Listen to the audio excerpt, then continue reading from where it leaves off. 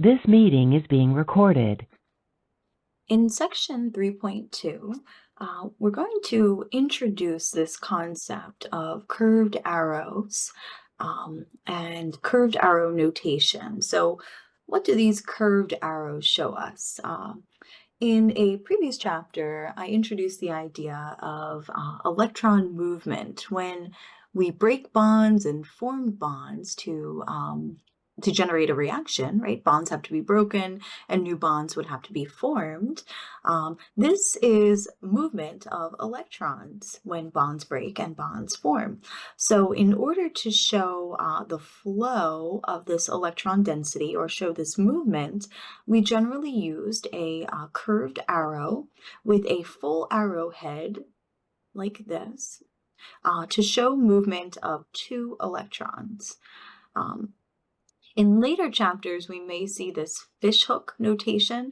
That would indicate only one electron moving at a time. So what we see here in this example are curved arrows with a normal arrowhead. So both electrons will be moving. So what we see here is an acid-base reaction where this base has a lone pair, and we see the tail end of our arrow over here is starting where that lone pair is. Those electrons will move and form a bond with this hydrogen here. So that's what we see indicated over here, the movement of that electron pair to form a bond with the hydrogen.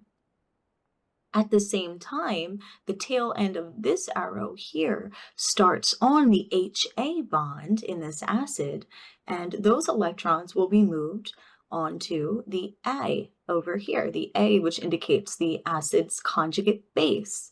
So this acid has lost a proton, it's donated a proton, and now we would have its conjugate base over here with that lone pair added. This is the conjugate acid.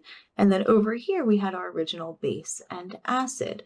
So whenever we have these acid-base reactions, you should notice this trend. We're going to see two curved arrows to describe the physical movement of these electrons. So this is a very valuable skill, and we'll build on this beyond just this chapter with acids and bases. So let's look at a specific example now. So we looked at a generalized acid-base reaction before. Now we have hydroxide is serving as our base, and then we have our acid, our other species over here. So what happens, the lone pair on the hydroxide, you can see the tail end of the arrow over here. So those electrons will grab this proton here and form a new bond. So we see that with our conjugate acid over here. Hydroxide has grabbed that extra proton, and now it's a water molecule. What we've done with our acid is that second arrow, the tail end here between the O and the H, those electrons have moved onto the oxygen. So now that oxygen has a -1 formal charge because it has that third lone pair, and it has lost a proton. So we have created the conjugate base to that acid. So we commonly say that the base attacks the acid using its pair of electrons. So it will attack and grab that proton. So this acid cannot lose its proton without the base taking it. That may seem obvious, but it won't just give up its proton just because it's an acid. It has to have some initiation from the base.